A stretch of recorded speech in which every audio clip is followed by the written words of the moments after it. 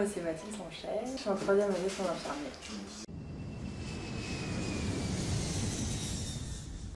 Alors du coup je suis partie à Madrid, donc en Espagne, capitale. Voilà, j'avais le choix de plusieurs pays.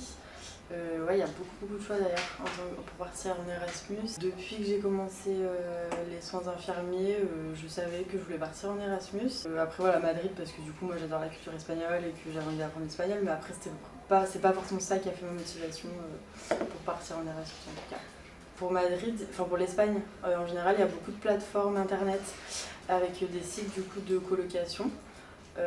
Ou pas d'ailleurs, c'est un site en fait un peu style Le Bon Coin où du coup on met nos moteurs voilà, plusieurs filtres de recherche, soit colocation, soit logement seul, soit chez l'habitant, voilà, ça a vraiment plusieurs critères. Donc, moi mon but c'était de partir en colocation parce que je suis partie toute seule, donc du coup je voulais pas me retrouver toute seule à Madrid, voilà. Du coup j'ai trouvé assez facilement voilà, plusieurs sites sur internet. Du coup j'avais les bases espagnoles du lycée, collège, voilà, qu'on apprend. J'avais un petit peu plus parce que ma famille est espagnole, donc du coup voilà, niveau compréhension, je comprenais bien l'espagnol déjà. Vraiment les bases, comme on pourrait avoir en anglais, en espagnol, du collège-lycée, quoi, pas plus. Le programme Erasmus s'occupe de tout en ce qui concerne trouver la place de stage, l'hôpital, etc.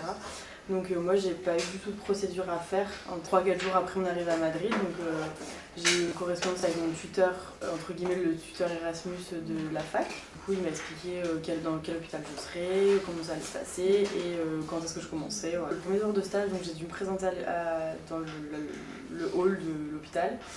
Où là j'ai 2 tutrices du coup qui m'ont accueillie. Là-bas c'est vraiment des infirmières qui sont formées pour encadrer les étudiants. Comme je faisais quand même 3 mois et demi de mobilité stage, du coup j'avais largement le temps de couper la mobilité en 2 pour faire 2 services.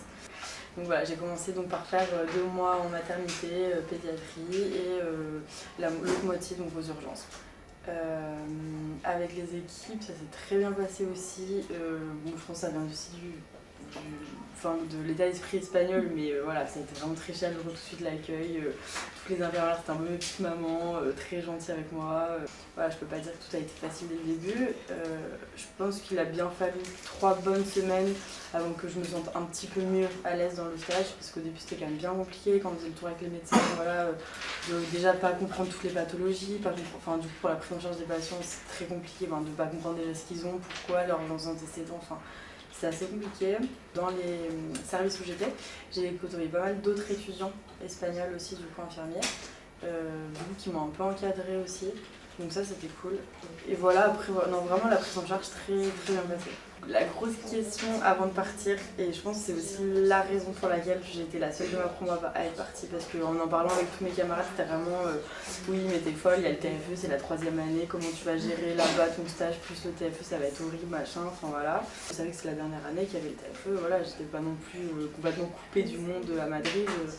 Donc voilà, donc du coup je pense que c'est vraiment une question d'organisation et de volonté. Ça a été dur effectivement parce que le fait d'être à distance, le fait de pas avoir trop de rendez-vous du coup avec ma tutrice de TFE, ma guidante parce que on était à distance, donc on s'échangeait que des mails. J'étais pas avec tout le monde, donc j'avais pas la cohésion peut-être que tout le monde a eu ici. Au final ça s'est bien passé, j'ai eu beaucoup de soutien de toutes mes copines d'ici, voilà, on s'est beaucoup échangé des Skype, téléphone, mail, donc ça s'est très bien passé au final. Je pense que ça fait mûrir, vraiment ça fait grandir ce genre d'expérience, forcément, parce que se retrouver là toute seule dans un pays étranger pendant 3 mois et demi, à côtoyer des gens qui parlent pas ma langue, etc. Enfin, c'est vrai que c'est quand même ça demande vraiment de l'adaptation, c'est une expérience très enrichissante.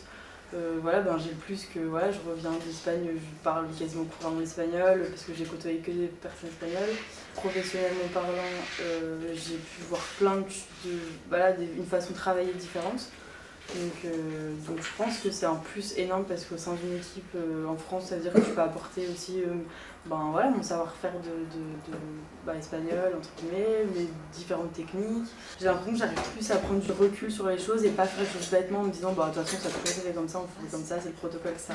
Là, le fait que j'ai du recul et que j'ai vu d'autres techniques de travail, j'arrive plus à me positionner en fait. Parce qu'on a l'occasion, donc c'est trop bête quoi. Erasmus c'est un programme où on est pris en charge financièrement, on a une bourse. J'ai rien eu à faire quasiment à part trouver mon logement, donc il y a juste à y aller et profiter, kiffer la vie espagnole.